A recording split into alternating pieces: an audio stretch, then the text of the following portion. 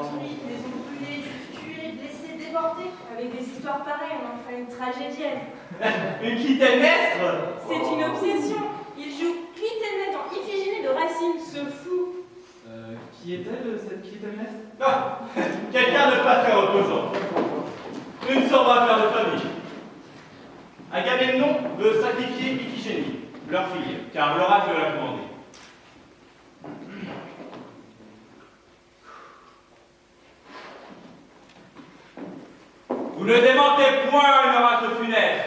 Oui, vous êtes le sang d'Atrée de Thieste. Bourre de votre fille, il ne vous reste enfin que l'enfer à sa mère, un horrible festin. Barbare! C'est donc là cet heureux sacrifice que vos soins préparaient avec tant d'artifice? Pourquoi feindre à nos yeux une fausse tristesse? Pensez-vous par des pleurs prouver notre tendresse? Quel débris par ici de notre résistance? Quel chant couvert de mort me condamne au silence? Un oracle fatal ordonne qu'elle expire. Un oracle dit-il tout ce qu'il semble dire? Ni crainte ni respect ne m'en peut détacher. De mes bras tout sanglant il faudra l'arracher. Aussi barbare époux qu'impitoyable père, venez, si vous l'osez, la ravir à sa mère.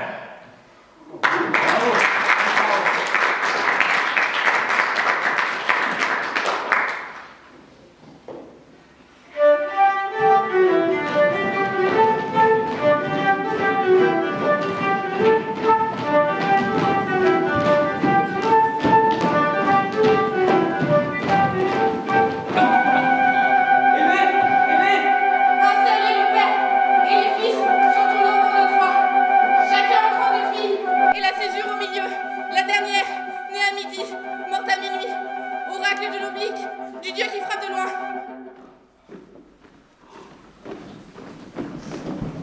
D'après le dossier médical de votre mère, cette fête a eu lieu le 16 novembre 1989, une semaine après la chute du mur de Berlin, pas le jour même. J'étais pas là pour checker dans le calendrier, je viens de vous le dire. Je veux simplement vous prouver que vous ne connaissez pas tout à fait tout. Qu'est-ce que vous en avez à crisser, vous, en dehors de l'intérêt scientifique du pantalogue que vous êtes? Paléontologue. Whatever. Fuck. En quoi ça vous concerne? En tout cas, ça ne concerne pas que vous. Ça concerne aussi votre père et la mémoire de votre mère. Vous le savez. Alors vous allez rester ici, dans cette chambre d'hôtel, jusqu'à ce qu'on ait fait la lumière sur toute cette affaire. Justement, laissez faire la lumière. On jouait avec la lumière. Vous avez vu quelqu'un? Un soldat de la Première Guerre mondiale. Je vais d'abord vous poser quelques questions. Je m'appelle Jérémy Friedman et mon métier est neurologue. Pouvez-vous répéter mon nom et mon métier? Jérémy Friedman, neurologue. Comment vous appelez-vous? Aimé Lambert. Quel est le nom de vos parents? Marie et Jacques Lambert. Ils sont morts. Est-ce qu'ils étaient vos parents biologiques? Adoptifs. Ok.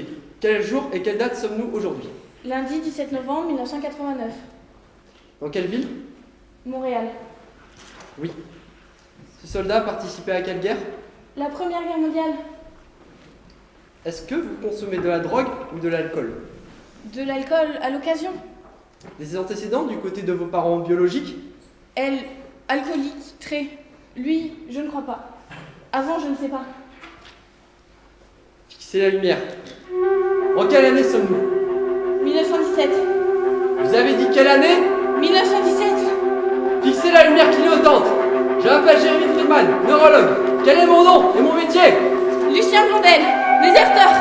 Lucien! Lucien! Vous venez de faire une crise d'épilepsie, partielle cette fois-ci, que j'ai provoquée par un jeu de lumière. Il y avait encore ce soldat de la Première Guerre mondiale. Connaissez-vous quelqu'un qui s'appelle Lucien Blondel? Non. Pourquoi? Qu'est-ce qui se passe? Je ne peux encore rien vous dire, mais avec les résultats de l'encéphalogramme, du scanner et des tests de sang et d'urine, nous en saurons plus. Tu t'es déjà demandé ce qu'aurait voulu ta mère? Elle me l'a dit, ce qu'elle aurait voulu. Elle me l'a fait jurer, promettre. Et à cause de vous, je ne tiens pas promesse. Je ne tiens pas promesse. Et penses-tu que je vis bien avec ça, tant et aussi longtemps que son corps attendra au fond d'un frigo, au fond d'un couloir, au fond d'une morgue? Alors pourquoi on attend? Mais parce qu'on veut comprendre. Moi, je veux comprendre. Quand quelqu'un meurt, il ne suffit pas de dire « Oh, il est mort, c'est dommage ». Non, tu veux savoir. Vous n'avez pas le choix. Vous, le français, fuck you, tu sais. Si ça peut vous faire plaisir, mais vous n'avez pas le choix. Lou, Douglas Dupontel veut nous aider. C'est un grand scientifique, un paléontologue réputé. Ouais, puis moi, je suis réputée pour être une grosse épaisse. Lou, je veux simplement vous parler. Je veux vous expliquer pour que vous puissiez décider en toute connaissance de cause. Je connais toute la cause. Ma mère est enceinte de moi, et elle fait une crise d'épilepsie à un repas de fête le jour de la chute du mur de Berlin. D'après le dossier médical de votre mère, cette fête a eu lieu le 16 novembre 1989, une semaine après la chute du mur de Berlin, pas le jour même. J'étais pas là pour checker dans le calendrier, je viens de vous le dire. Je veux simplement vous prouver que vous ne connaissez pas tout à fait tout. Et qu'est-ce que vous en avez à crisser, vous, en dehors de l'intérêt scientifique du pantalogue que vous êtes? Paléontologue. Whatever. Fuck. En quoi ça vous concerne? En tout cas, ça ne concerne pas que vous. Ça concerne aussi votre père et la mémoire de votre mère. Vous le savez. Alors vous allez rester ici, dans cette chambre d'hôtel, jusqu'à ce qu'on ait fait la lumière sur toute cette affaire. Justement, laissez faire la lumière. Bonne idée. Elle nous montrera les radios de votre mère.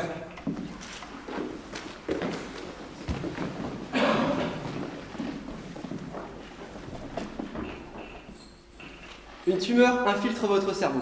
La radiographie a les caractéristiques d'une tumeur maligne, d'un cancer déjà très avancé. Qu'est-ce que ça veut dire? Que ça vous demandera du courage. À tous les deux. Je vais mourir bientôt. Bientôt, non. Combien de temps? 15 ans, en étant très optimiste. Voici le cerveau de votre mère vu de haut. Aimé, vous relevez d'un cas à part, puisque votre tumeur semble se développer autour d'un objet solide, situé au cœur de votre cerveau. Vous ne pouvez pas extraire la tumeur? En temps normal, oui. Mais là, c'était du jamais vu. Votre système nerveux semble se développer telles racines autour d'un caillou, autour de cet os. Maintenant, regardez cette radiographie. Voici votre cerveau vu selon une coupe transversale. Vous pouvez voir, clair, au centre de la tumeur, la masse de l'os.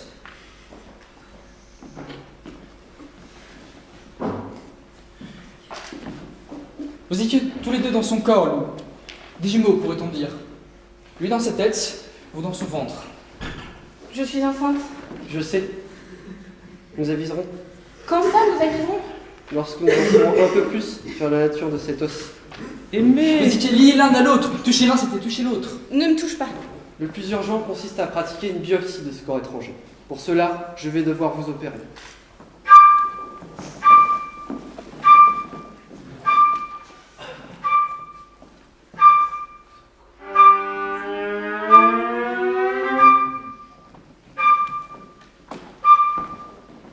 Un corps solide niche bel et bien au cœur de votre cerveau. Qu'est-ce que c'est? Un embryon, un fœtus. Un enfant? Oui. Quel enfant? Votre jumeau.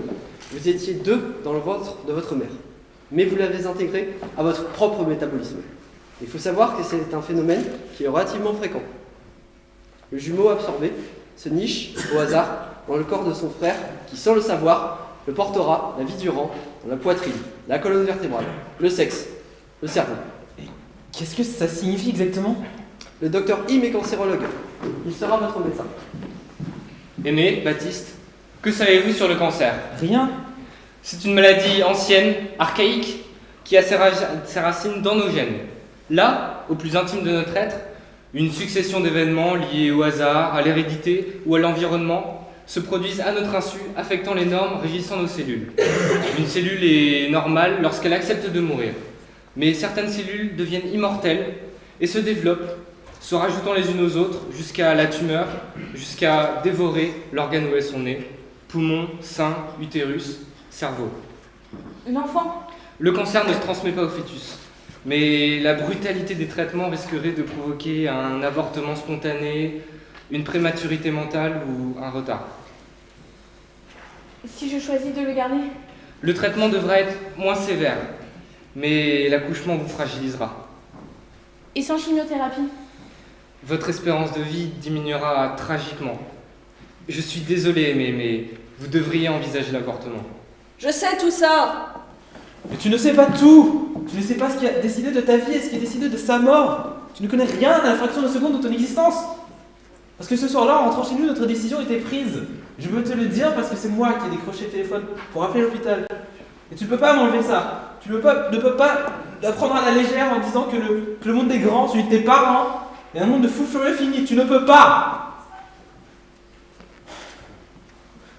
Je peux te parler du froid de ce lundi matin-là, de la vibration de l'air autour de moi, de la densité du temps. Je peux te parler de ma voix et de mon corps au grand complet, quand j'ai annoncé que nous avions décidé d'interrompre la grossesse. Pourquoi vous avez changé d'avis? Parce qu'en une fraction de seconde, le monde, notre monde, a changé. Le lundi 16 décembre, après le travail, je suis allé conduire Aimé à sa première séance de radiothérapie. La radiothérapie est un traitement à rayons qui mitraille littéralement la tumeur de toutes petites particules lancées à très grande vitesse. Il était environ 17h, il neigeait. Fermez vos yeux. Une fois remise de l'avortement, nous pourrons commencer la chimiothérapie. Reposez-vous. Aimé, il faudrait prévenir tes parents. Mes parents sont morts. Je parle de Luce et d'Achille. Luce et Achille n'existent pas. Achille t'aime. Aimer ne suffit pas. Je n'ai pas insisté. Nous étions le 6 décembre 1989, vers 18h du soir, et j'ai laissé Aimé dans le hall d'entrée pour aller chercher la voiture. De la voiture, j'ai vu à travers les vitres de l'hôpital Aimé qui attendait au milieu d'un groupe de personnes, la tête levée vers un écran de télévision. On entendait de l'extérieur le silence qui régnait à l'intérieur. Ce sont des choses qui ne trompent pas. J'ai allumé l'autoradio. Bonsoir mesdames et messieurs. Des scènes épouvantables en fin de journée à l'école polytechnique de Montréal où un tireur fou a tué 14 personnes et fait 13 blessés. Après avoir semé la terreur dans plusieurs étages de l'édifice, il s'est enlevé la vie. Nous allons rejoindre Claude Gervais qui est sur place. Claude? Oui, on va écouter le directeur du poste 13, monsieur Saint-Laurent, qui va nous expliquer comment ça a commencé. Un suspect serait rentré dans une salle où il y avait cours et aurait tiré sur des femmes qui assistaient à ce cours. Tout ceci aurait duré un certain temps, Claude. Il paraît qu'on a trouvé des victimes partout dans les étages. Oui, on a demandé aux hommes de sortir et aux femmes de rester. On a tiré sur des femmes, on a retrouvé des cadavres aux 3 étages. En fin d'après-midi à Polytechnique, des étudiants ont été complètement bouleversés. Ils nous ont dit que le tireur avait demandé aux étudiants d'aller d'un côté de la classe et aux étudiants de l'autre côté. Là, j'ai découvert 2 personnes étendues sur le sol. L'une d'elles avait le visage complètement massacré sur le côté. Elle avait reçu une balle dans l'œil. Le sang était répandu partout sur le sol. L'autre personne, elle était encore en vie. Des parents en pleurs complètement bouleversés cherchent leurs enfants. Les victimes, elles, sont des jeunes sur lesquels on fondait beaucoup d'espoir. 14 femmes sont mortes ce jour-là parce qu'elles étaient des femmes. Geneviève Bergeron, Hélène Colgan, Nathalie Croteau, Barbara Degnaud, Anne-Marie Edouard, Maryse Lemay, Maryse Lagagnère, Annie Leclerc, Sonia Pelletier, Michel Richard, Annie Saint-Arnaud, Barbara Klugis-Vidazevich. On n'ira pas à la clinique, Baptiste. Tu n'y es pour rien. Je n'en tuerai pas une 15e. La 15e, ce sera toi. Moi, je peux choisir, pas elle.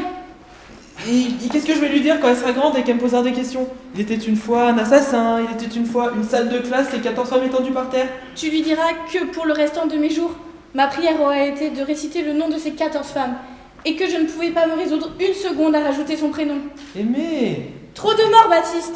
Entre l'enfant que je porte dans ma tête, celui que je porte dans mon ventre, entre ma propre mort et celle de ces 14 femmes, dans la haine que j'ai de ma mère et l'ignorance que j'ai du monde, il faut bien trouver une joie pour que de moi, il puisse sortir un éclat, si petit soit-il, qui soit vivant. Lou, voici le dossier médical de votre mère. Vous y trouverez le suivi de ses traitements ainsi qu'un compte-rendu de ses crises d'épilepsie. Tout ce qui concerne Lucien, ce soldat de la Première Guerre mondiale qu'elle n'a pas cessé de voir et qui l'a accompagné jusqu'à sa mort. Prenez le temps de le lire. Nous allons vous laisser seuls. Il y a du chocolat dans le minibar.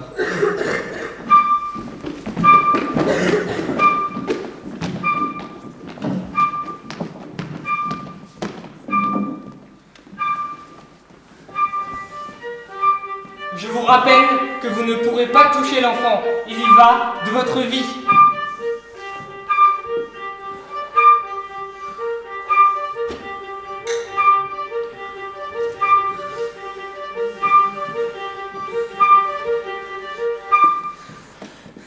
Laissez-la moi, je veux la toucher. Je suis désolé, Aimé. Une seconde, s'il vous plaît, une seule seconde. C'est déjà l'éternité pour vous tuer. Aimé, regarde-la, elle est belle comme l'horizon. Elle nous apporte le printemps. Le printemps ne changera rien.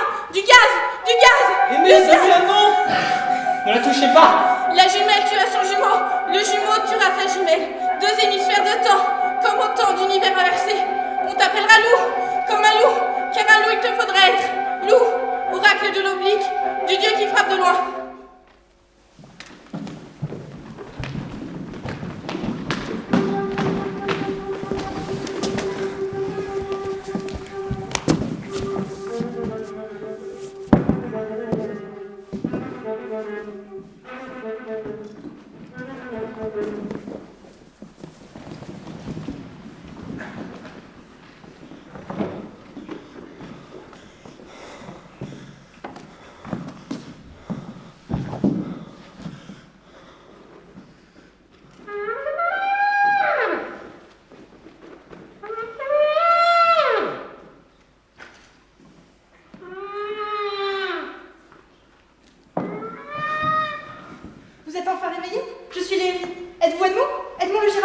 Léonie, il est beaucoup trop jeune pour être Edmond le Girafon. Qui êtes-vous? Je m'appelle Lucien Blondel. Il y a 3 jours, on vous a retrouvé mort au bord de la rivière. C'est moi qui vous ai trouvé. Vous avez fait des cauchemars? Qu'est-ce que vous êtes venu faire dans un coin aussi reculé de la forêt? J'ai fui la guerre. Quelle guerre? Comment ça, quelle guerre? Mais celle qui gronde là-bas! Un orage interminable rugit au loin. Mais pas l'orage, mais les tranchées! Des hommes qui meurent par centaines, par milliers, par centaines de milliers des deux côtés du front, français comme allemand!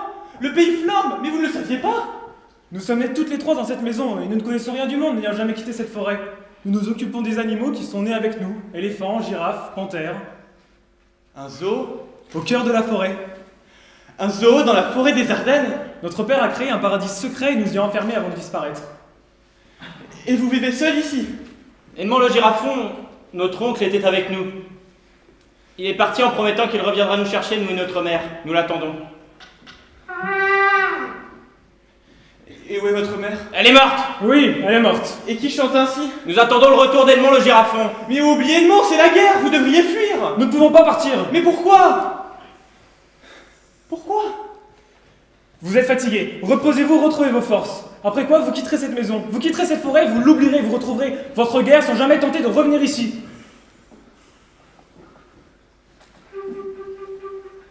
Non. Non.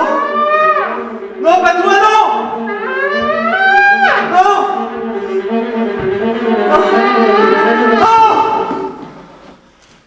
Léonie, à moi déjà que cet homme est parmi nous, qu'il s'en aille.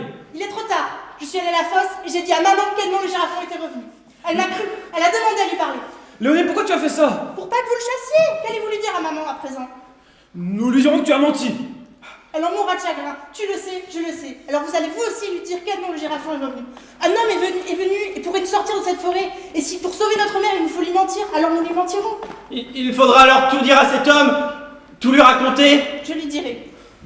Vous pouvez le regarder, mais si l'une de vous s'avise de le toucher, j'arrête de tuer les animaux, j'arrête de nourrir la fosse. Il est à moi.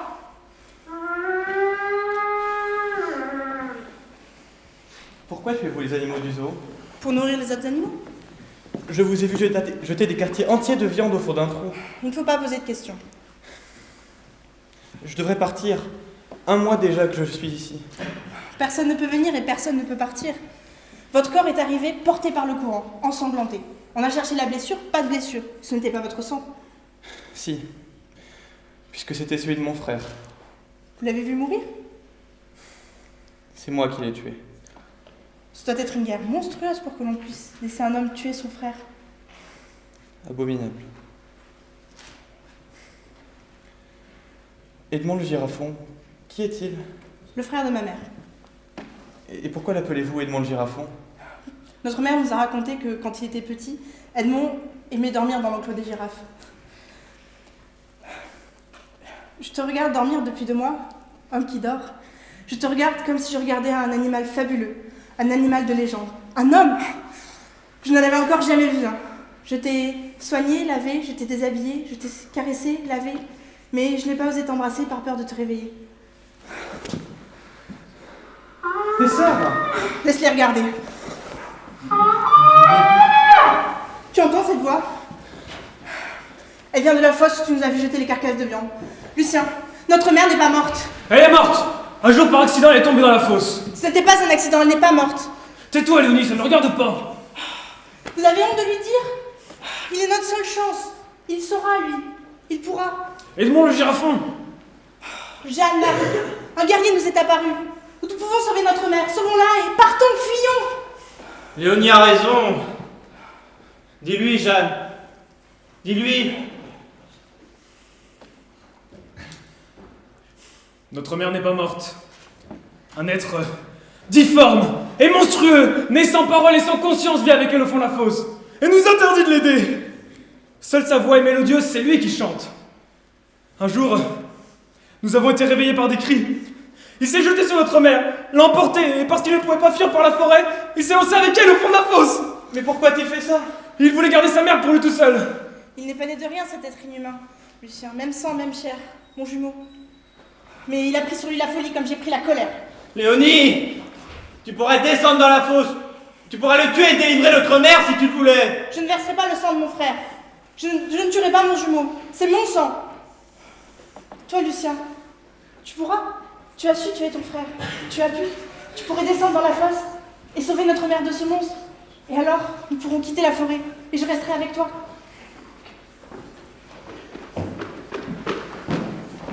Lou, quand je serai morte, veille à ce qu'on enlève cette os de ma tête. Pas d'études scientifiques, rien.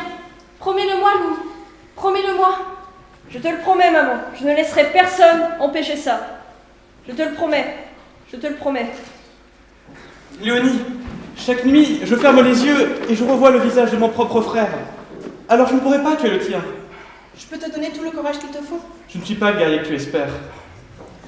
Alors nous resterons pour toujours dans cette forêt maudite. Lucien, sans toi, je suis perdue.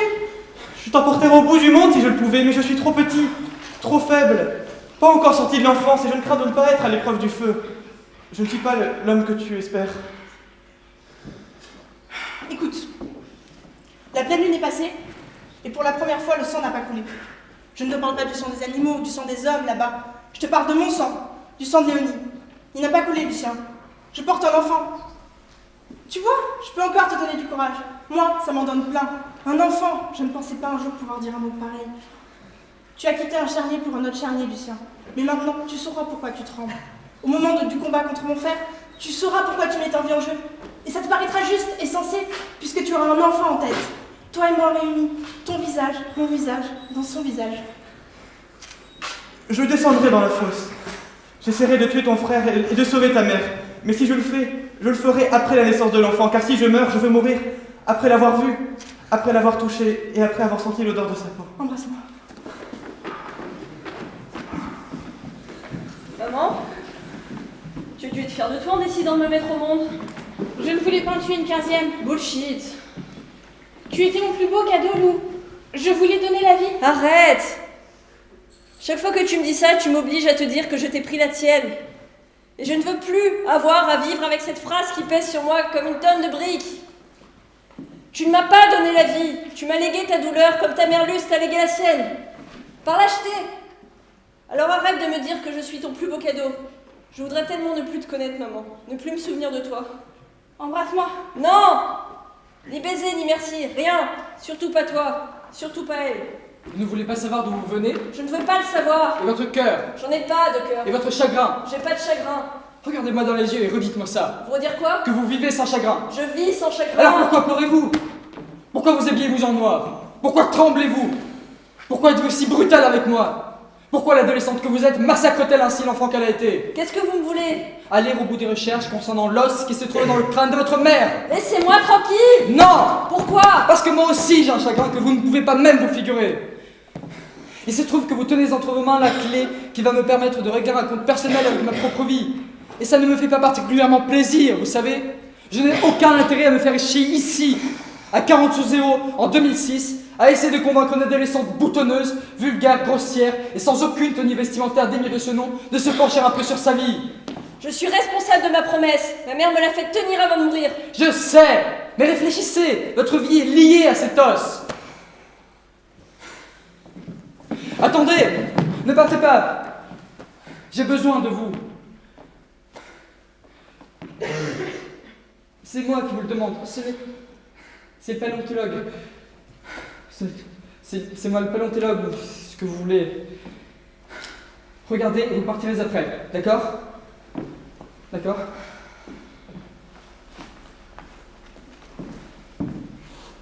Voici un crâne humain. Il a été trouvé en 1947 par un homme, un paléontologue comme moi, dans un grand terrain vague où les nazis brûlaient les corps des juifs. On a tué beaucoup de juifs pendant la guerre. Vous ne le savez peut-être pas, vous êtes jeune et en colère. Attendez! Cet homme, à l'époque directeur du musée de paléontologie comparée à Paris, s'est vu donner la mission de fouiller les sols des camps de concentration pour tenter de sauver les restes des humains qu'on avait assassinés et dont on a voulu effacer jusqu'à la trace même de leurs cendres. Tirer du néant ce que l'on a voulu précipiter. Il va y rester 1 an. Un jour, il trouve les fragments éclatés de ce crâne, probablement concassés à coups de marteau. Après, examiné de près, il s'est avéré être celui d'une jeune femme d'une 20aine d'années. Regardez-le, Lou. Regardez-le bien. Des années durant, il va tenter de le reconstituer, pièce par pièce, jusqu'à en perdre la raison. Il était marié avec une Américaine pendant la guerre, Mary J. McCarthy, infirmière. Elle lui disait « Étienne, ce que tu tentes de faire est impossible !» Il répondait « Ce qui est arrivé à cette femme aussi est impossible. » Elle a fini par le quitter pour retourner dans son pays. C'était votre père? C'était mon père, lui. Quand ses mains se sont mises à trembler, il m'a demandé de l'aider. J'avais 16 ans. Le crâne en partie reconstitué, il en manquait un morceau, la mâchoire supérieure. Avant de mourir, il m'a laissé un mot. Douglas, ne te fie qu'aux coïncidences et retrouve le visage de cette femme. Promets-le-moi. L'os qu'il y avait dans le crâne de votre mère est, précisément, cet os que mon père a si désespérément cherché toute sa vie. Toutes les analyses le confirment. Qui est cette femme qui a sauvé, au-delà du temps et de l'espace, dans un moment inimaginable d'horreur, un fragment d'elle-même jusqu'à le retrouver dans le crâne de votre propre mère? Vous ne voulez pas le savoir? Un passé mystérieux nous hurle des réponses. L'entendez-vous? Et par le même effet de retournement, qui est-elle cette femme? Où et quand est-elle née? Qui a-t-elle aimé? Quel lien secret et mystérieux la relie à votre famille et à votre passé?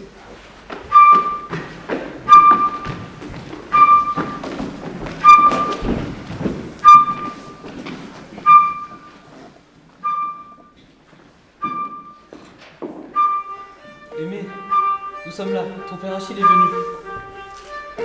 Maman! Maman! Achille, je ne sais pas si elle peut nous entendre, mais si tu veux dire quelque chose, c'est le moment. Maman! Pourquoi tu m'as abandonné? Pourquoi? Aimé, je voulais te dire que je ne voulais pas qu'on t'abandonne. Non, non Aimé, on ne voulait pas t'abandonner. Maman, pourquoi? Tu m'as abandonné. J'aurais été fière de toi. Léonie! Léonie, il arrive! C'est une fille, Léonie! C'est une fille!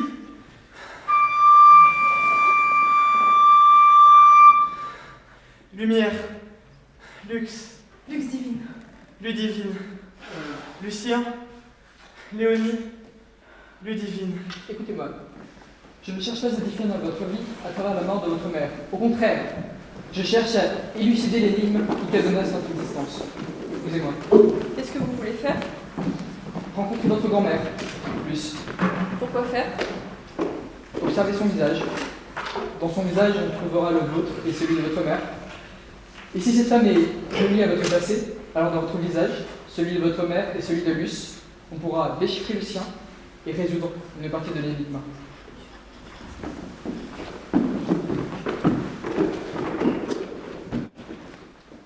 Tue-le! Décime-le! Le sang sur ton corps. Il en reconnaîtra l'odeur. Tu appelleras notre mère par son nom. Hélène. Répète-le. Hélène. Léonie.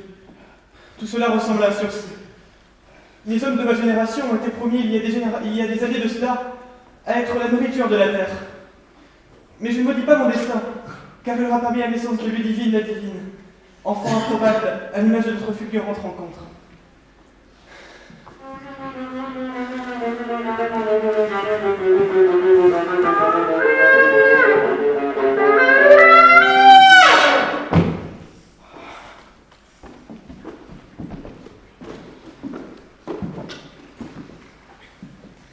Papa, c'est moi, Silou. Je voulais te dire que je pars. Je ne veux pas que tu t'inquiètes. Je pars. Je vais aller voir Luce. Voilà, je ne sais pas comment dire ça, alors je vais le dire au hasard. Papa, mon âme a mal aux dents. Je me pensais sans cœur, papa. Mais quelque chose s'est mis à craquer. Qu'est-ce qui me met en pièces, donc? Me dépaisse? Je t'embrasse, papa. Je t'embrasse.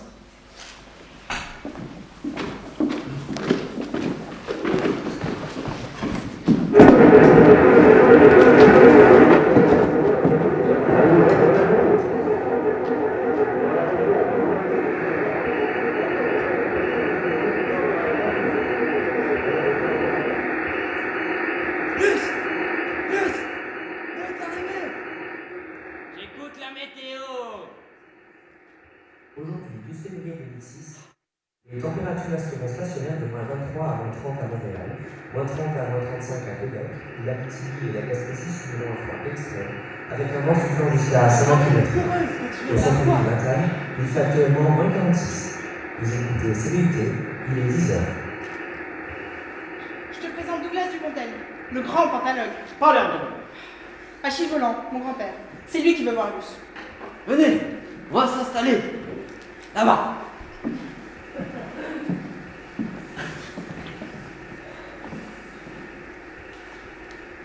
On peut voir le fleuve. Et la lumière d'hiver. Ça vous efface tous vos malheurs. Elle lui repas. Depuis 30 ans qu'elle est dans cette maison de repos, elle n'a pratiquement vu personne. C'est le Saint-Laurent? son embouchure. Luce. Vous voulez savoir qui est Luce? Avez-vous connu ses parents? Si on veut. Je comprends pas. Adoption forcée. Luce est arrivée au Québec en avril 1943, pendant la Deuxième Guerre mondiale. Elle n'est pas née au Québec? Non. Luce n'est pas québécoise? Non. C'est un aviateur québécois nommé Armand Godbout qui l'a amené avec lui de France. Et son avion a été abattu par les Allemands. Et il s'est retrouvé écrasé en pleine campagne belge. Il a été retrouvé par un réseau de résistants qui l'a secouru, qui l'a aidé. Il avait avec lui un bébé. Elle n'avait que quelques mois. Et un nom. Luce. Brouillard. Mais Brouillard, vous dites? Comment est-elle devenue Luce d'Avre? Elle vous racontera. Elle veut. Si elle veut. Mais vous avez parlé d'un réseau de résistance. Quel réseau? Qui lui a remis cet enfant? Et cet Armand, il n'a rien dit? Rien. Armand a confié Luce à ses parents. Mais elle savait qu'elle était adoptée. Avant de partir pour la guerre, Armand a dit à ses parents, prenez bien soin d'elle. Un jour, sa mère reviendra la chercher. Rosaire et Louise ont cru bien faire en lui disant tout de suite la vérité. Luce, on t'aime comme notre fille, mais tu n'es pas notre fille. Tes parents un jour viendront te chercher. Prie la Sainte Vierge pour qu'elle ne tarde pas trop. Et ensuite, elle a tellement prié qu'un jour, elle a cru voir la statue de la Vierge bouger. Mais est-ce que sa mère est venue la chercher? Jamais. Et c'est bien là le malheur. Luce, regarde qui est là. C'est Lou, notre petite fille. Tu as enlaidi, et puis tu as grossi. Tu ressembles à ta mère. Toi, tu ressembles à ta fille. J'en ai pas de fille. Je suis pas une mère. Tu t'habilles comme le diable. C'est pour faire peur au bon Dieu. Qu'est-ce que tu veux bien connaître, oh mon Dieu? Tu me prends pour une grosse épaisse. Épaisse, je sais pas trop encore. Mais grosse, certainement. Hé, qu'est-ce que tu veux, toi? Non, mais qu'est-ce qu'elle veut, elle?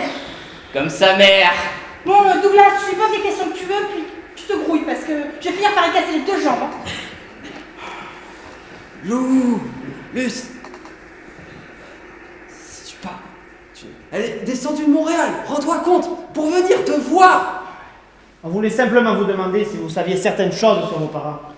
Ah, les parents commencent à sentir mauvais quand il est temps pour les enfants de quitter la maison. Oui, mais comment êtes-vous passé de Brouillard à Davre? Pourquoi je vous donnerais le nom de ma mère? Pour Lou, pour aimer, pour vous. Ça ne vaut pas le nom de ma mère. Bon, on s'en va, là. Attendez. Luce, si tu pars, tu ne la reverras plus jamais. C'est ta grand-mère. Ça me tente pas de rester seule avec elle. Écoute, reste avec elle. Ne cherche pas à la comprendre. Fais juste l'aimer. Je reviendrai vous chercher.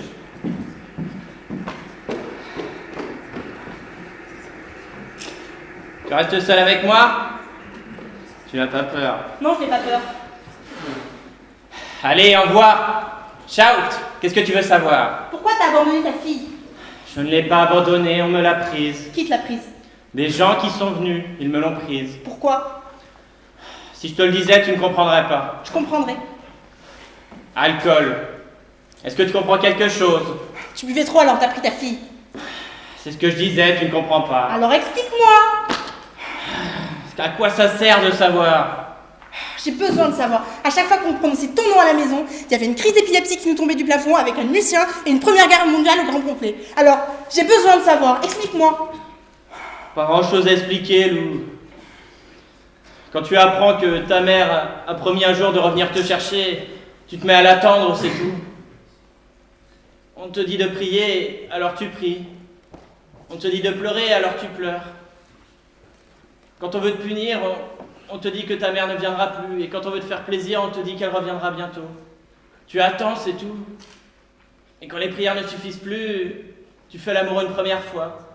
Et quand l'amour ne suffit plus, tu prends l'ivresse dans le corps. Et l'amour, et l'alcool, et les prières, tout ça mis ensemble, tout ça, Lou, oui, ça devient l'attente d'un bonheur. Mais Achille et toi, vous vous êtes aimés. Ça ne suffit pas? Quand on a un grand trou dans le cœur, rien ne peut suffire. Ça ne se remplira jamais, ces trous-là.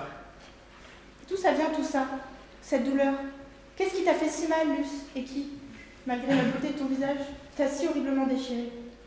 Quand l'enfance touche à la nuit des temps, elle reste pour toujours dans le noir. Lou, la nuit des temps, je l'ai touchée à l'âge de 12 ans. Je t'explique.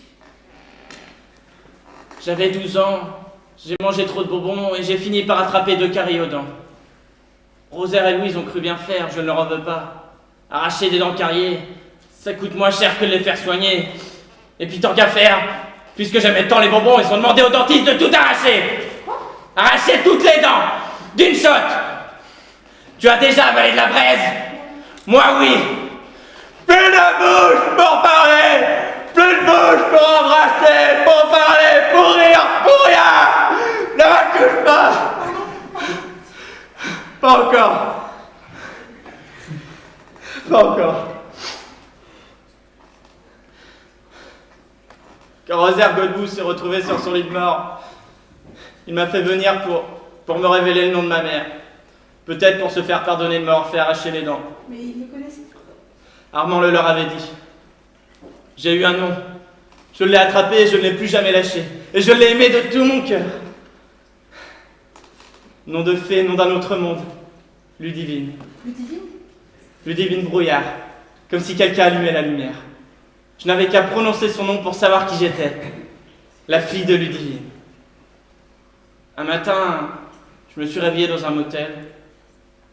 Couché dans un lit et au-dessus de ma tête, le visage d'une femme qui me souriait. C'était ta mère?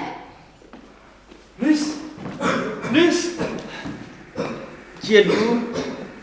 Je vous ai cherché partout depuis des années et j'ai fini hier par vous trouver. Je vous ai dû boire, danser, pleurer et vomir et vous évanouir. Je vous ai emmené ici, je vous ai nettoyé, lavé, je vous ai déshabillé et soigné, mais je n'ai pas osé vous prendre dans mes bras par peur de vous réveiller. J'ai bien connu Ludivine. J'étais avec elle lorsqu'on vous a remis à l'aviateur, car votre vie était en danger. Il a fallu vous arracher à votre mère. Vous voulez voir son visage?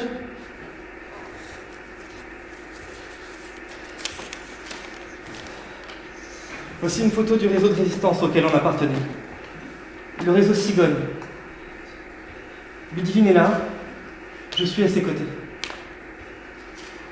L'homme qui est là, c'était votre père. Il a été arrêté, déporté et assassiné comme tous ceux qui se trouvent sur cette photo. La photo a été prise alors que votre mère était enceinte de vous.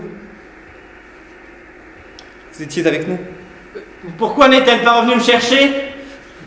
Elle n'a pas pu. Pourquoi elle n'a pas pu? Qu'est-ce qui est arrivé à Ludivine? Votre mère n'est pas... Ludivine a été arrêtée et tuée, la tête fracassée à coups de marteau, dans le camp de concentration de Dachau. J'aimerais tant pouvoir vous apporter une consolation, mais je ne peux rien vous dire d'autre que son nom. Ludivine Brouillard s'appelait Ludivine Davre. Regardez cette photo, Luce. Elle est à vous. Garde cette photo, Lou. Elle est à toi. Vous ne m'avez pas donné votre nom? Sarah Cohen. Un jour, Ludivine a sacrifié sa vie pour sauver la mienne. Je ne l'ai plus jamais revue. Ludivine, Luce, Aimée, Lou. Ludivine, Luce, Aimée, Lou. Toutes les 4 liées à quelqu'un d'autre. Quelqu'un qui tente de nous appeler, non pas du passé, mais des ténèbres. Aujourd'hui, il s'adresse à toi, Lou. Lou, il te faudra être un loup, et loup jusqu'au bout.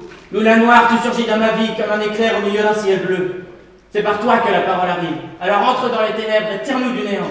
Promets-le-moi. Je te le promets. Lou, regarde-moi, je suis Luce. Je sais. Embrasse-moi.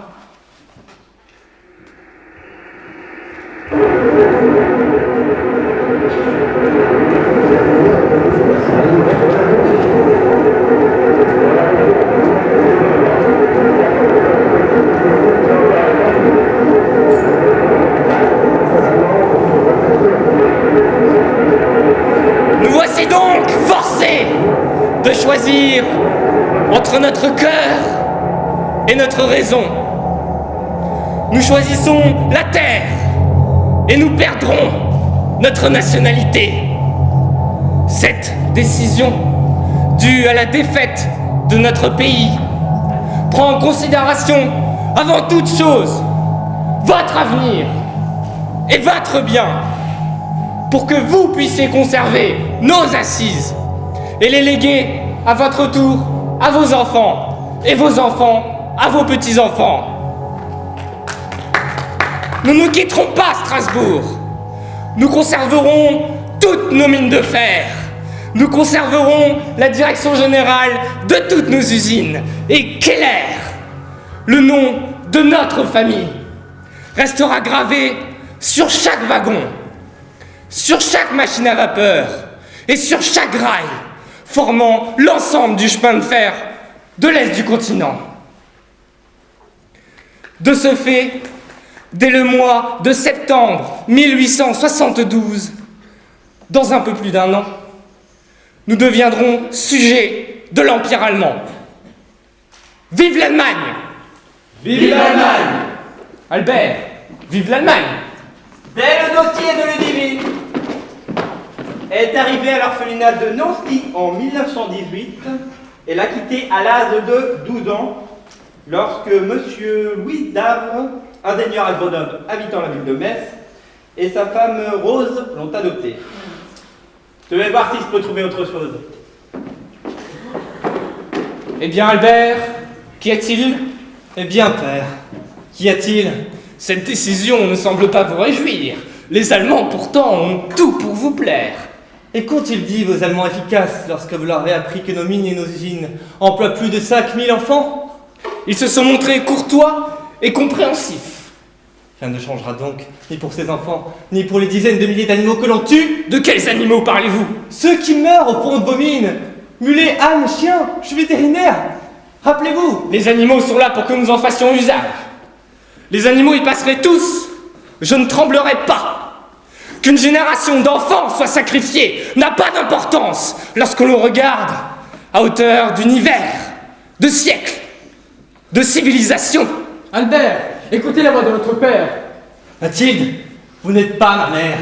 Vous n'êtes que la seconde femme de mon père. Je n'ai aucun respect pour vous. Mais je n'aurais pu être capable de telle colère. Et voici que cette colère s'est emparée de moi, comme la tempête s'empare des navires. Elle a transformé ma vie, sans doute, pour décimer la vôtre. De quoi s'agit-il? Comment vous le dire sans que vous m'écrasiez? Comment vous dire que je mets en 1000 morceaux vos espoirs fondés en moi? En 1000 morceaux votre nom, votre honneur, votre réputation, ou n'importe quoi d'autre que l'on appelle convention ou habitude, sans disparaître, sans cesser d'exister? Comment vous dire que ce matin, je me suis marié contre votre volonté? Comment? Je me suis marié, mon père, et en me mariant, je me libère de vous. Aussi, en vertu de ce mariage, et tel qu'il est inscrit dans le testament de ma défunte mère, je récupère la moitié de sa fortune. Je vous présente Odette Keller, née Garine. Qui? Elle porte un enfant, fruit d'un viol perpétré au fond de la mine du Gouffre-Loup, par un homme qui l'a laissée pour morte. Cet enfant deviendra le mien. Sortez cette femme d'ici! Vous la touchez, je vous tue! Albert, ne fais pas cela. Cette femme n'est pas pour toi. N'importe laquelle, mais pas celle-ci. Je t'en prie. Vous n'êtes plus mon père. Je pars, et j'emporte ma mémoire et ma part de bonheur. Albert! Albert! Alors, une lettre l'accompagnait lorsqu'elle fut abandonnée à l'orphelinat. Cela disait « Je m'appelle Ludivine, remettez-moi à Edmond le Girafon, fils d'Albert Keller, lui-même fils d'Alexandre Keller. » Keller. C'est un nom typiquement alsacien. Est-il possible d'avoir la liste de tous les Alexandre Keller, ayant eu un fils du nom d'Albert Keller, ayant lui-même un fils du nom d'Edmond Keller, durant la période de 1870 à 1900? Je vais voir ce que je peux faire. Qu'est-ce qu'on fait maintenant? Et nous allons quitter Nancy pour aller à Metz. On va à la messe? Non. Pas à la Metz. À Metz, la ville de Metz. Ludivine a vécu une partie de son enfance avec Rose et Louis, ses parents adoptifs. On va essayer d'en savoir un peu plus sur eux. Venez. Odette, arrête! Tu as fait croire à Albert que tu étais violée au fond d'une mine! Que tu as été violée! Que voulais-tu que je lui dise? Que je porte dans mon ventre l'enfant de son père? Tu te venges de façon monstrueuse! Et toi, tu es en train de dire non à la vie? Écoute, Odette, je ne peux plus. À 20 ans, j'aurais pu. Mais aujourd'hui, non. Mais je t'aime, Alexandre. Tu m'aimes, Alexandre. Oui, je t'aime, Odette, tu m'aimes, Odette. Mais essaye de comprendre. Justement, il ne faut pas comprendre.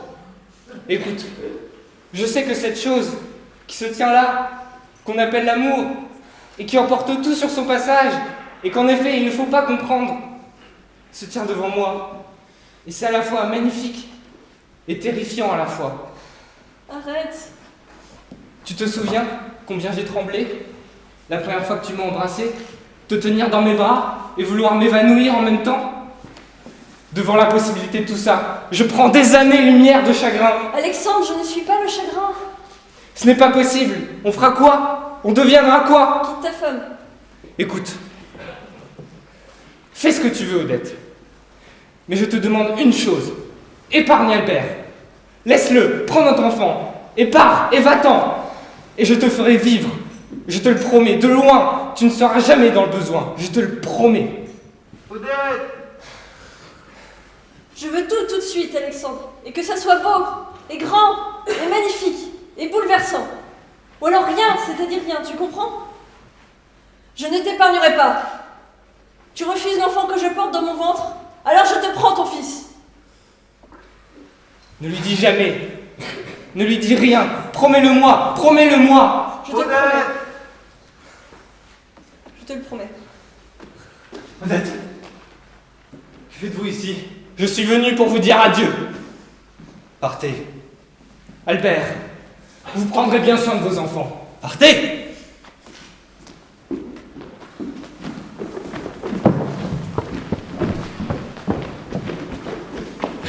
Allô? Papa, c'est Lou. Ah, Tu vas bien? Oui, je vais bien. Et toi, Lou? Je sais pas. Ici, c'est presque le printemps. Nous, on est en pleine tempête de verglas. Vous êtes où exactement? On est dans la ville de Metz. Les gens sont gentils là-bas? C'est des Français, tu sais. Papa, je voulais te dire que je t'aimais. Je sais, c'est plus facile à dire quand il y a un océan qui nous sépare, mais bon. Douglas pense que bientôt on en saura plus sur Ludivine. Je voulais que tu t'inquiètes pas. Je te rappelle bientôt, papa. Fuck.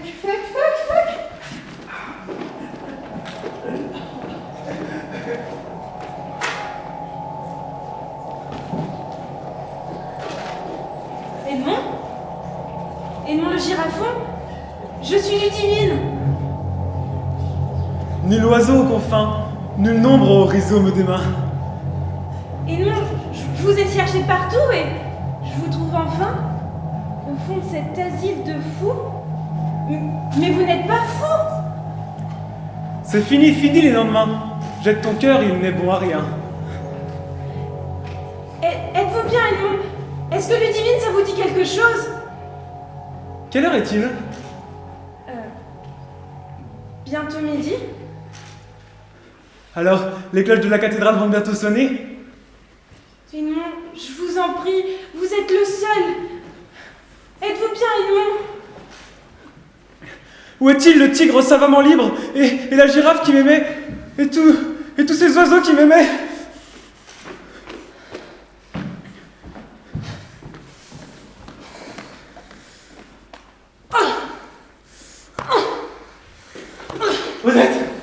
Odette! Albert! Le médecin aujourd'hui m'a dit que j'attendais des jumeaux. Tes jumeaux? Je me sens tellement sale, Albert. Odette, fais confiance au temps. Ce duel, tu l'oublieras. Tais-toi! Odette, écoute mon rêve. Laisse-le te guider. Avec la fortune immense que j'hérite de ma mère, je vais acquérir une terre, un Éden, enfoncé au cœur de la forêt des Ardennes. Là, nous construirons une magnifique maison et nous ferons venir de par le monde les animaux les plus magnifiques, les plus féroces, les plus courageux, et nous en ferons nos compagnons de jeu.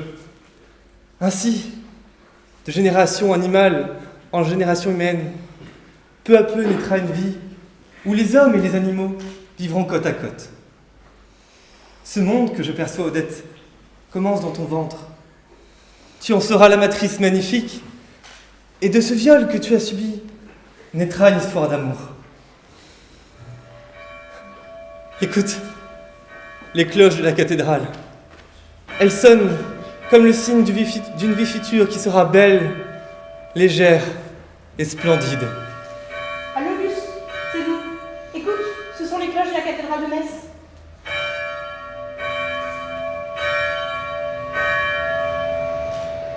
Voilà, c'est tout. Je t'embrasse. Je te rappelle la semaine prochaine.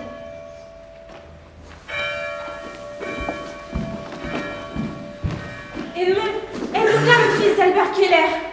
C'est comme une ombre ambiguë d'être aujourd'hui témoin, d'être encore, d'être et d'être. Je deviens folle. Vous êtes le seul à savoir qui je suis, vous vous taisez. Edmond le girafe, vous n'êtes pas fou. Je vous en prie. Je vous en prie. Le pire est ce devoir inscrit sous le chiffon violet que tout au plaisir du soleil et de l'eau innocente tu veuilles m'entendre. Bon, je vais m'en aller alors. Plus de mémoire pour le pauvre Edmond. C'est peut-être une chance. Vous ne verrez pas les amis mourir. Vous ne verrez pas les amis partir. Vous ne verrez pas les amis brûler. C'est une chance. Regardez, il va bientôt pleuvoir. Écoute-moi. Sèche tes larmes, mon grand soir, sèche tes larmes. Je ne t'abandonnerai jamais. Quoi? Qu'avez-vous dit? Je ne t'abandonnerai jamais. Qui êtes-vous? Je ne sais pas. Depuis ma naissance, cette phrase est tatouée sur mon dos. Je ne t'abandonnerai jamais. Avez-vous connu le zoo? Je ne sais pas qui je suis. Personne ne m'a jamais parlé d'un zoo.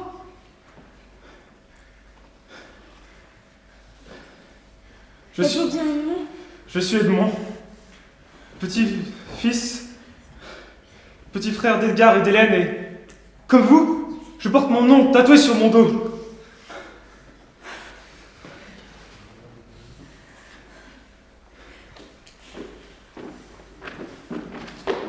Lou, voici la lignée de la famille Keller. Alexandre Keller a eu Albert. Albert a eu avec Odette Garine 3 enfants, des jumeaux, Hélène et Edgar, puis un fils nommé Edmond. Ensuite, Albert s'installera dans la forêt des Ardennes à partir de 1974. Mais cela signifie que si Ludivine est issue de cette famille, c'est-à-dire que vous, Lou, vous-même, vous en êtes issu. Qu'allez-vous faire? Qu'est-ce qu'on fait? Je dois retourner au zoo. Rencontrer le notaire qui s'est occupé de la famille Keller. Ma mémoire est une forêt dont on a coupé les arbres. De quoi vous souvenez-vous? Je me souviens de mes parents. Je me souviens de mon frère Edgar et de ma sœur Hélène. Je me souviens de Jeanne et de Marie, les filles d'Hélène. Et ce tatouage? Il porte clairement la marque du zoo et sa technique est celle que mon père avait développée pour tatouer les animaux du zoo. Alors, ne cherchez pas à savoir, ne me forcez pas à vous raconter. Edmond, je vous en prie, soyez généreux. Regardez-moi, je suis Ludivine, c'est moi. Je suis Edmond. Je suis né dans une maison au beau milieu d'une grande et profonde forêt. J'ai vécu avec mon frère Edgar et ma sœur Hélène au milieu d'animaux sauvages que mon père avait fait venir de loin. Pourquoi? Utopie, rêve, folie. De toutes les bêtes que je côtoyais, la girafe tachetée du Gabon était celle que je préférais. Nous étions heureux.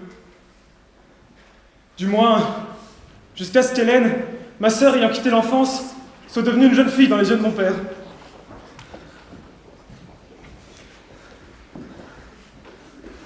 Hélène. Hélène. Hélène. Papa, Edgar, hier, m'a dit qu'il t'a vu m'embrasser. Il a dit qu'il m'a vu t'embrasser. Il a dit, Edgar, que ce n'est pas comme ça qu'un père doit embrasser sa fille, ni qu'une fille doit embrasser son père. Hélène, écoute. Tu ne mets rien par le sang et tu mets tout par la peau. Papa? Hélène, écoute. Je ne suis pas ton père. Laisse-moi te dire. Il y a là, au creux de ton sexe, une douceur blanche où tout est possible. Et c'est vraiment comme l'infini à portée de bouche. Maman? Maman, Edgar, Edmond, tous ensemble, ils ne peuvent rien contre l'infini. Ils se sont embrassés durant des nuits et des nuits. Et Edgar à son tour se mit à comprendre, et ma mère à son tour. Et tous les trois la nuit, sans se le dire, nous allions les regarder s'allonger dans le grand bassin où l'on nettoyait les grands sauriens, les regarder faire l'amour et s'embrasser et s'aimer. Edgar, pauvre Edgar qui voulait tant aimer et tant être aimé. Tu as bien raison de te cacher, bien raison d'avoir honte, bien raison. Je n'ai pas honte. Alors tu n'as pas de cœur. Qu'est-ce que tu me veux, Edgar? C'est ton père. Ce n'est pas notre père. Il nous a élevés, il nous a éduqués, c'est notre père. Et le sang? Sang ou pas sang, c'est notre père et il te baise. Il m'aime. Il te baise. Il m'aime. Je rêve. Non mais dites-moi un peu que je rêve. Hélène, bordel, réveille-toi. Lâche-moi. Hélène, réveille-toi et regarde. Qu'est-ce que tu vois? Réponds-moi, qu'est-ce que tu vois? La forêt? Exactement, la forêt, à perte de vue la forêt, et partout, partout, partout, partout, partout la forêt. Et au beau milieu de cette putain de forêt, de bordel de cul de merde de forêt, il y a nous, sans personne aimer. Alors arrête de dire qu'il t'aime, il t'aime pas, il s'ennuie. Tu me fais mal. Et lui, il ne te fait pas mal, c'est lui qui doit regarder ça à lui, pas à moi. Hélène, nous sommes en train de devenir fous. Il faut que l'on parte d'ici. Prenons Edmond et partons. Je suis enceinte. Et s'il refuse, alors nous passerons par la rivière, toi, Edmond et moi. Je suis enceinte. Nous retournerons dans le monde. Edgar, je suis enceinte de lui. Qu'est-ce que vous faites, tabernacle? Ça fait 3 heures que je vous attends. Je suis chez Pierre Petit, notaire. Il m'a demandé si j'avais un lien avec Edmond Keller. Mais qu'est-ce que vous voulez que je lui réponde? Je lui ai dit que je savais même pas quel lien j'avais avec moi-même. Bon, le notaire et moi, on vous attend. Continuez. Je sais ce que chacun d'entre vous pense. Je le sais. Malgré tout, il sera entendu que Hélène et moi vivrons ensemble une vie de couple. Hélène attend un enfant qui est le mien, et sans doute d'autres enfants suivront. Hélène et moi, nous nous aimons. Cela peut paraître cruel, mais c'est dans l'intérêt du rêve qui est le nôtre. De quel rêve parles-tu? Celui dans lequel nous sommes engagés. Et crois-tu que maman soit heureuse dans ce rêve? Ta mère ne peut plus avoir d'enfants. Il faut que nous soyons nombreux, que nous nous multiplions, pour assurer l'existence du zoo. Non, cela nous conduira à la monstruosité assurée, à la folie. Hélène et moi n'avons pas le même sang. Arrête! Je ne suis pas votre père. Qui es-tu à l'étranger? Il est celui qui t'a sauvé la vie, qui t'a donné un rêve, une dignité. Tous les enfants nés d'un viol ont un jour besoin de retrouver cette dignité. Et vous êtes né du viol d'un violeur. Voilà qui était votre père. Maman? Au fond de la mine du gouffre l'eau. Il m'a prise là. Quel homme? Qui était-il? Un homme. C'est cet homme-là qui est votre père. Je vous ai adopté et aimé, comme si vous étiez mes propres enfants. Mais vous n'êtes pas mes enfants. Et tu détruis tout, tu ne vois pas que tu détruis tout en nous disant ce que tu nous dis? La vérité. Tu ne vois pas que dorénavant, la seule solution qui s'offre à moi est de partir, de vous quitter? Tu ne partiras pas. Tu ne nous quitteras pas. Et qu'est-ce qui m'en empêchera? Edgar, tu ne sais rien de ce monde, de sa cruauté, de son impitoyable mécanique qui broie chaque être humain en le condamnant à une vie âpre et malheureuse. Ta mère et moi venons de ce monde. Aussi horrible peut-être le monde, je veux le connaître. Edgar, je t'en prie, arrête. Tant que tu toucheras la peau de ma sœur, je ne saurais pas m'arrêter. Edgar, arrête! Arrête, je te dis, quelque chose arrivera qui saura nous sauver, quelque chose arrivera, j'en suis certain! Pas de joie alors, pas de joie. Qu'un cœur qui bat, gros comme la forêt, et qui lui aussi veut aimer, trembler. Il battra, Edgar! Laisse-le, laisse ton cœur, ne le jette pas aux orties du chemin, laisse-le faire ton grand cœur, mon frère! Edgar! Peindre! Je ne veux plus rien peindre! Hélène est enceinte d'Albert. À qui est-elle de naissance? Racontez. D'abord, Jeanne, ensuite Marie. On a tous fait semblant d'être heureux jusqu'à ce que, 4 ans plus tard, c'était le début du siècle, janvier 1900, le barrage cède et que la douleur entre dans la maison pour tout déchirer. Edmond! Maman! Prends ce couteau et tue-moi! Tue-moi ou je les tuerai. Je le sens, je le peux. Non. Tue-moi. Plus rien d'humain en moi. Il a fallu l'attacher, l'enfermer, c'était l'accélération de la douleur dans le cœur de ma mère. Odette qui était si belle, Odette sans doute terrassée par trop de peine est devenue folle. Vous tremblez? Ludivine, restez dans la pureté de votre soif ici, l'eau est noire. Edgar serait-il mon père? Impossible. Pauvre Edgar, pauvre nuit. Comme si tout s'est arrêté cette nuit-là et comme si, pour les siècles à venir, tout n'est plus qu'une seule, grande et profonde nuit. Que s'est-il passé?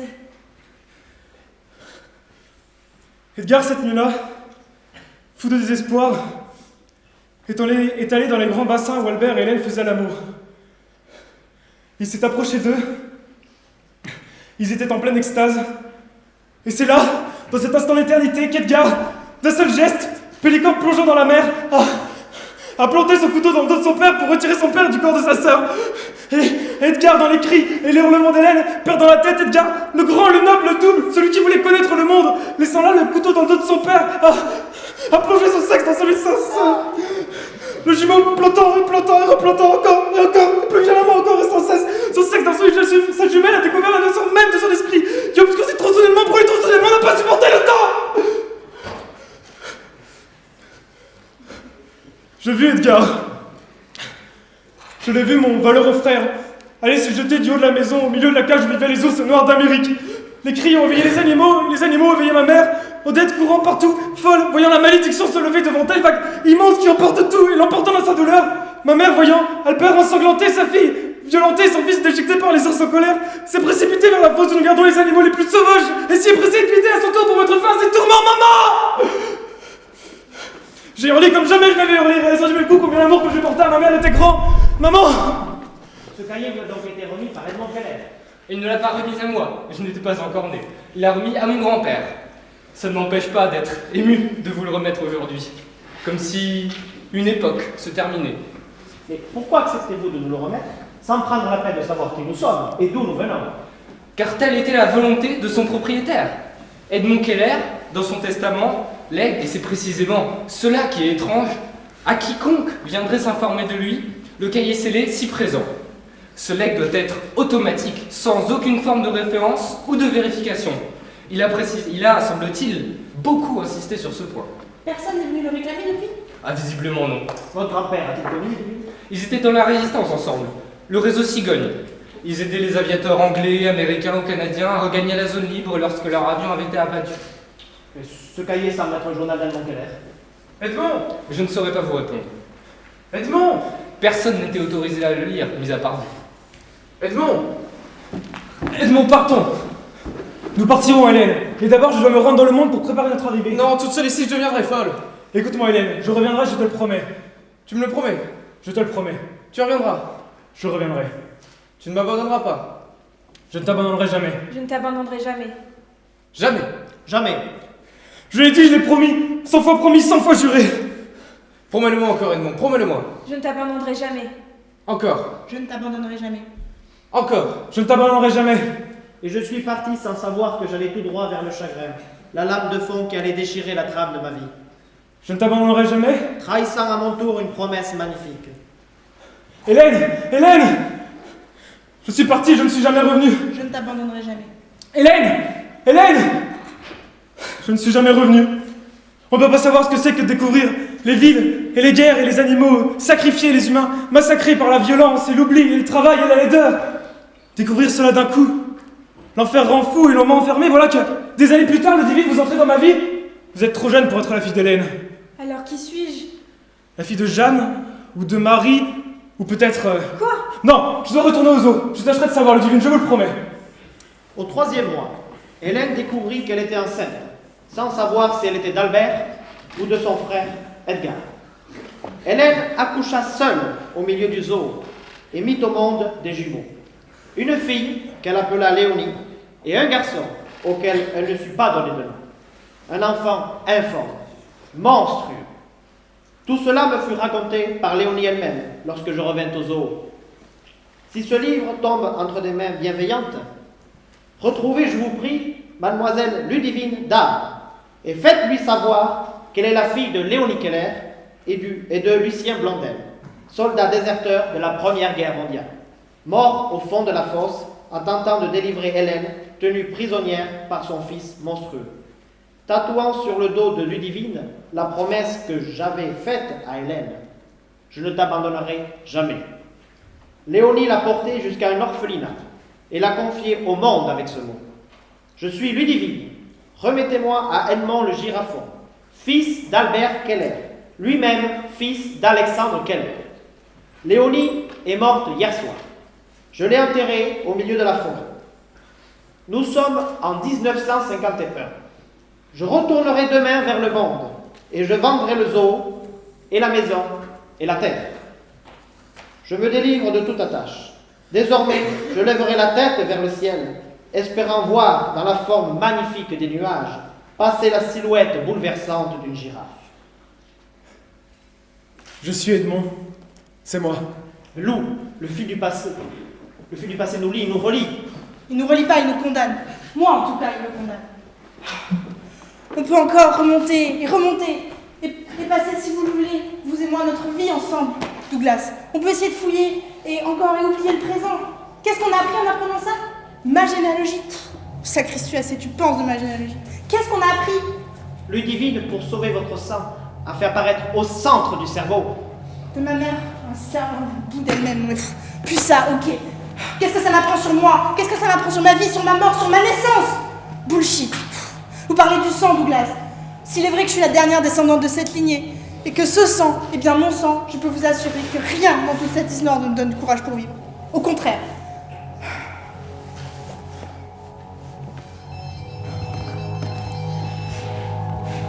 Douglas Dupontel, paléontologue. Oui, bonjour maître Petit. Attendez. Cette note date de quand? Ah, il me faut une confirmation de toutes les façons. Pensez-vous que nous pourrions avoir accès à son dossier médical? D'accord, je vous remercie.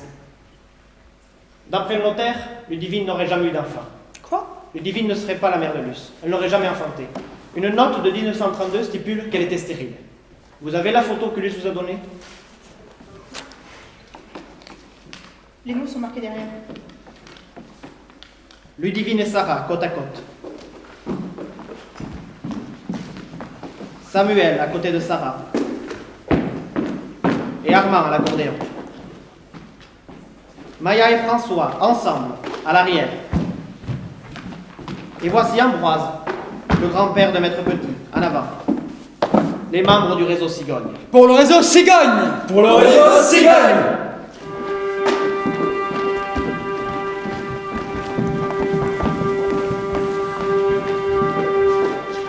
Oui, c'est mon grand-père qui est là. Tous ceux qui sont sur cette photo, mis à part Sarah Cohen, aux côtés de Ludivine, ont été tués. Et que savez-vous à propos de Ludivine? Ah, quand on disait Ludivine, on disait immanquablement Sarah, et quand on disait Sarah, on disait immanquablement Ludivine.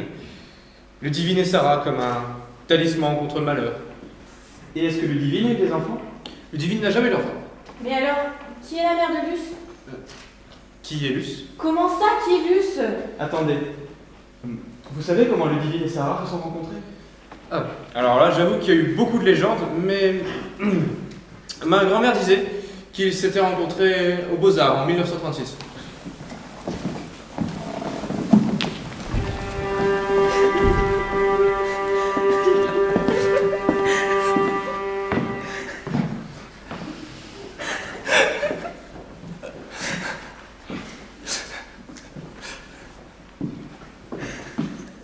C'est bon, le cours est terminé.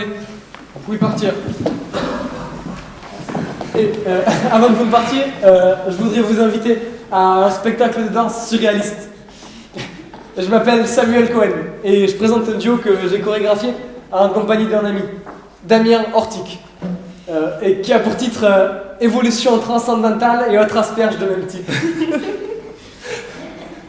Du coup, j'espère vous y voir, en particulier vous, mademoiselle.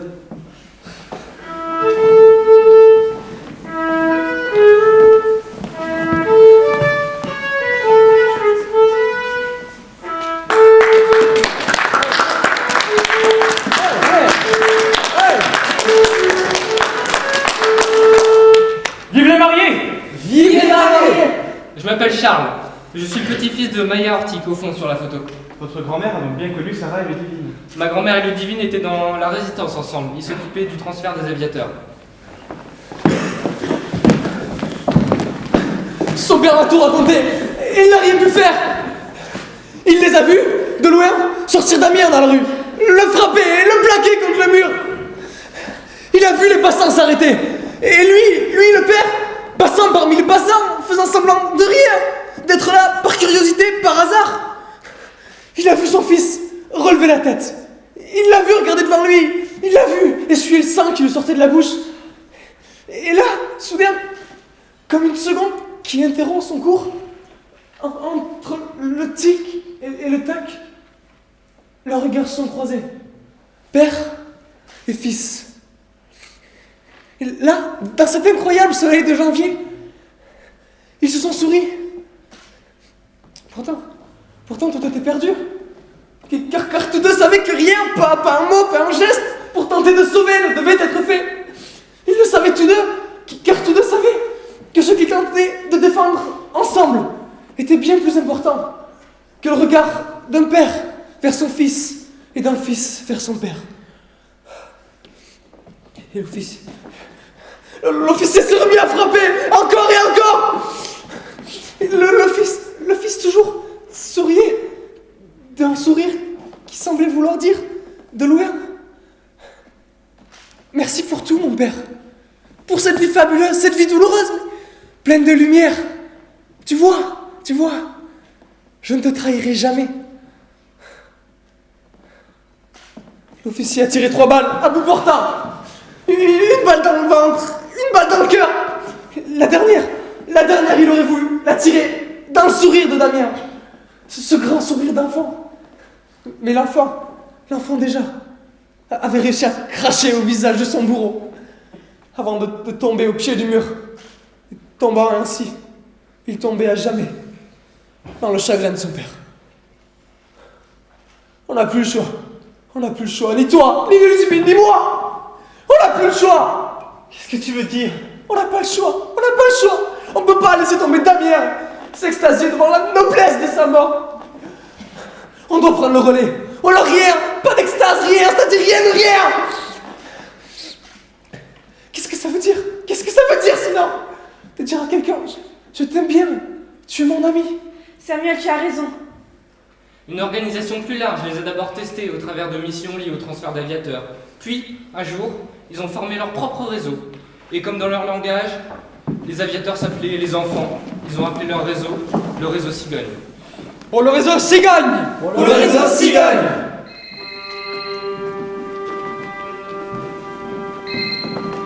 Allô? Lou? En plein chantier de rénovation. Oui, tout sera prêt pour l'enterrement de ta mère. Il ne manquera plus que ta signature. Luce? Tu crois que Luce voudra venir à l'enterrement de ta mère? Oui, je sais que c'est sa fille, mais disons qu'il s'en est pas vraiment occupé.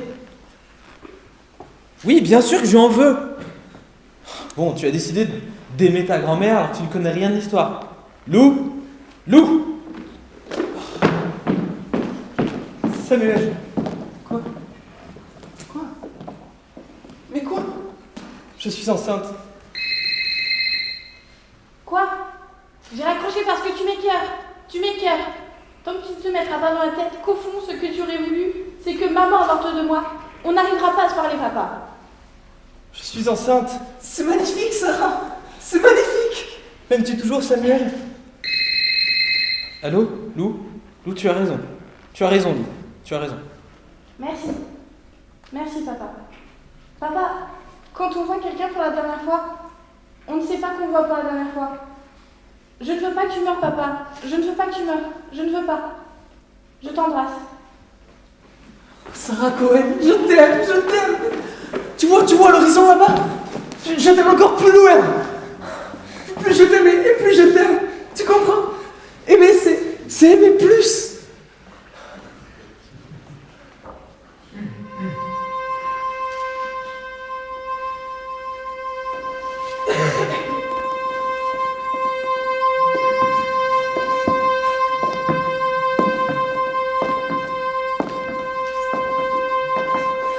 Sarah, tu dois te cacher. Me cacher? Je ne peux pas. Ils viendront, ils te prendront. Qu'ils viennent, qu'ils me prennent. Ils ont pris mon père, ils ont pris ma mère, ils ont pris les enfants, ils ont pris Samuel, ils ont tout pris avec eux. Ils ont abattu les chiens, ils ont abattu les chats, ils ont tué les oiseaux, ils ont tout pris avec eux. Les cousins, les voisins, les amis, les proches et le lointain. Ils ont pris les arbres, ils ont pris les rues, ils ont pris l'air. Ils ont pris l'air que l'on respire. Ils ont pris l'air, ils ont tout pris. Alors qu'ils viennent, vite et qu'ils me prennent. Non! Pourquoi non? Parce que tu es Sarah et que je ne peux pas vivre sans toi. Sarah, écoute, nos jours sont sombres et le seront de plus en plus. Et demain, nous pourrions être séparés. Alors, promets-moi que, quoi qu'il arrive, la vie de cet enfant sera sauvée. Promets-le-moi. Je te le promets. Pense à cet enfant pas encore né. Moi qui ne pourrai jamais enfanter, sauve-moi en restant en vie. Je t'en prie. C'est le dossier médical de Ludivine. Hermaphrodisme. S'il n'y a pas eu d'autres enfants, ça veut dire que la lignée de la famille Keller s'arrête avec elle. Mais si Luce n'est pas la fille de Ludivine, elle serait la fille de qui? Elle serait la fille de Sarah Cohen. Nous n'avons pas beaucoup de temps. Comment vous appelez-vous? David Esterton.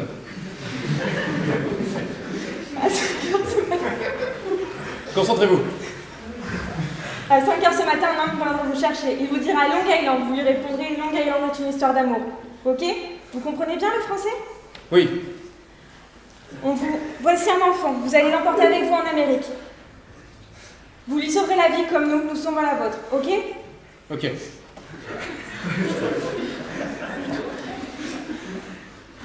Si quelqu'un vous demande, vous lui direz qu'elle s'appelle Luce Brouillard et qu'elle est la fille de Ludivine Brouillard.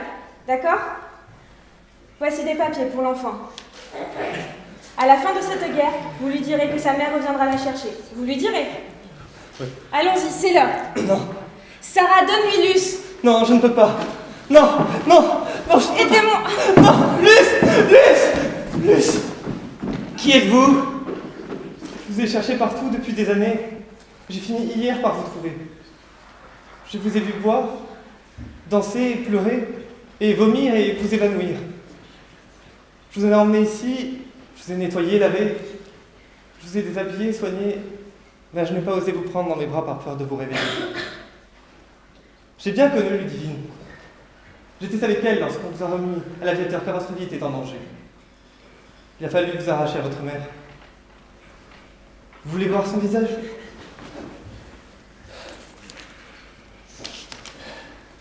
Voici une photo du réseau de résistance auquel on appartenait.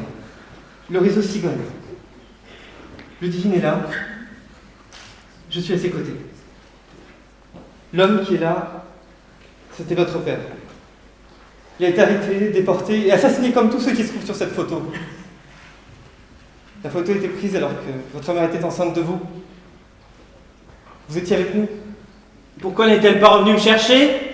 Elle n'a pas pu. Pourquoi elle n'a pas pu? Qu'est-ce qui est arrivé à Ludivine? Votre mère n'est pas... Ludivine a été arrêtée et tuée, la tête fracassée à coups de marteau, dans le camp de concentration de Dachau. J'aimerais tellement t'apporter une consolation, mais je ne peux rien vous dire d'autre que son nom. Ludivine Brouillard s'appelait Ludivine Dave. Gardez cette photo, Luce. Elle est à vous.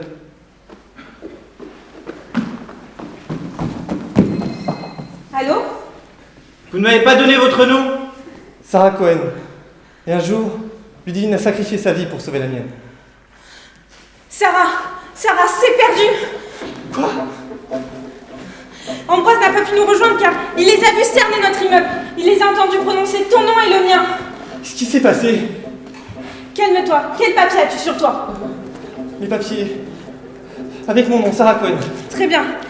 J'arrache ta photo et je la mets sur mes papiers. Et j'arrache ma photo et je la mets sur mes papiers. Ainsi, tu deviendras Ludivine Dave et je deviendrai Sarah Cohen. Ça ne sert à rien. On sera prises toutes les deux. Réfléchis, si tu t'appelles Ludivine Dave, tu as une toute petite chance de t'en sortir. Alors que si tu t'appelles Sarah Cohen, tu n'en as aucune. Ludivine, c'est impossible. Sarah, comment pourrais-je vivre sans toi? Et moi, comment pourrais-je faire pour vivre sans toi? Sarah, réfléchis, toi tu peux encore donner la vie, alors que moi, tout ce que je peux faire, c'est donner la mienne. Et à qui voudrais-je la donner? Si ce n'est pas à toi, tu ne peux pas m'enlever ça, tu comprends? Ludivine, c'est possible. Ils arrivent, Sarah. Ludivine, je ne peux pas. Pense à Luce, pense à Samuel, pense à tous ceux-là qui arriveront après nous grâce à toi, Sarah, grâce à toi. Écoute, dans notre époque, dans notre situation qui assomme toute beauté, toute voix, toute aspiration, il faut aller en ligne droite et sans dévier pour atteindre la cible à la fine pointe acérée d'une flèche et ainsi frapper en plein cœur le chagrin. Divine, Sarah, un jour quelque chose viendra témoigner de ce que nous avons fait l'une pour l'autre et aura le visage de notre jeunesse sacrifiée. divine, Promets-le-moi. perdu, sauvé, bidonné. Promets-le-moi. Je te le promets. Ludivine, regarde-moi, je suis Sarah. C'est moi.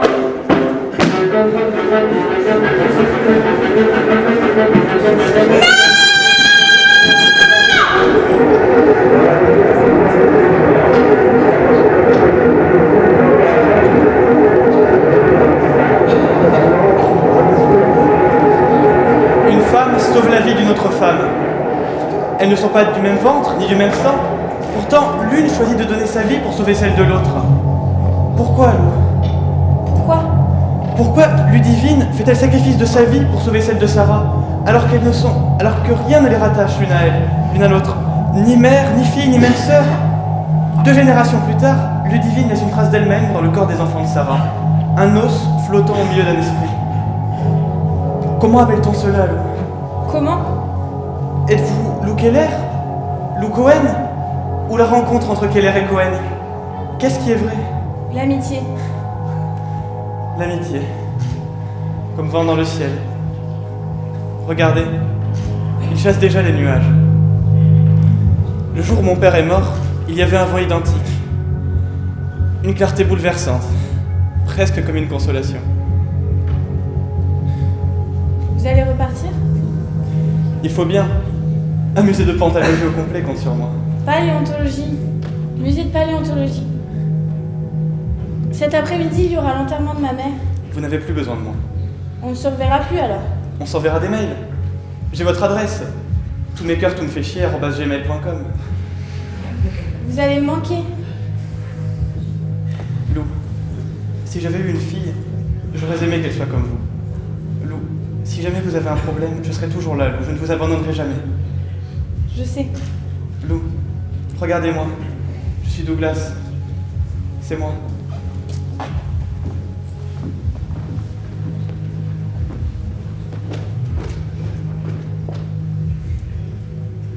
Maman? Ton corps enfin dans la terre. Je vois tout à coup un horizon complet se dégager devant moi. Je vois tout l'espace qui s'en va là-bas. Jusqu'au nord, jusqu'au sud, jusqu'à l'est et jusqu'à l'ouest. Maman, tu m'offres le monde et le monde est grand.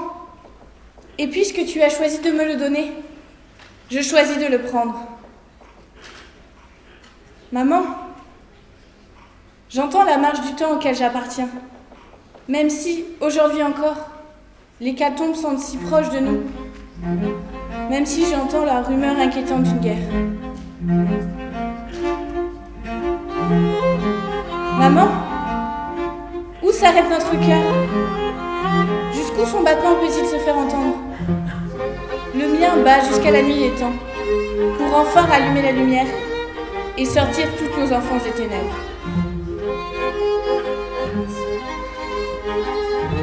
Maman, je te parle à la faveur d'un magnifique printemps, sans savoir si tu m'entends ou non, pour tenter de te dire ce qui ne peut pas être dit. Car comment dire l'abandon d'un enfant par sa mère, et l'abandon de sa mère par sa mère, et de la poésie par les hommes, et des hommes par les hommes, et des hommes par les dieux, et les dieux par la joie, et la joie mise en cendres, trame d'hiver, effroyable anéantissement. Maman, depuis toujours, l'orage gronde dans nos vies, la mienne qui commence, la tienne qui se termine. Je pensais être liée par mon sang au sang de mes ancêtres. Je découvre que je suis liée par mes promesses, aux promesses que vous vous êtes faites et que vous avez tenues. Vie sauvée, vie donnée, vie perdue. Quand je serai en proie au tourment, un talisman contre le malheur. Odette, Hélène, Léonie, Ludivine, Sarah, Luce, Aimé, Lou. Comme une promesse tenue à jamais. Et que je répète à mon tour à celle qui viendra après moi. Pas encore née, mais qui se souvient déjà de mon visage. Je ne t'abandonnerai jamais. Je ne t'abandonnerai jamais. Je ne t'abandonnerai jamais.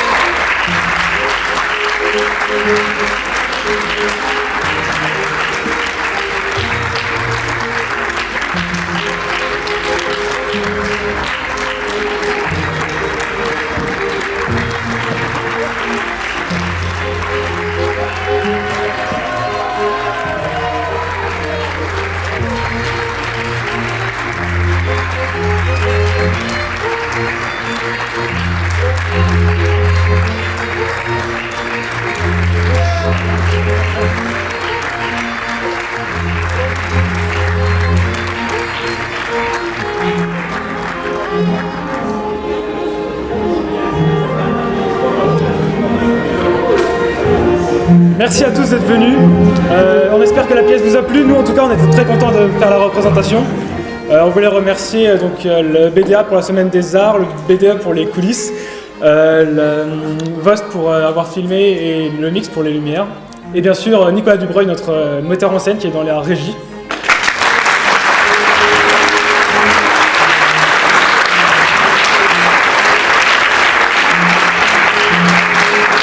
Et surtout, merci à vous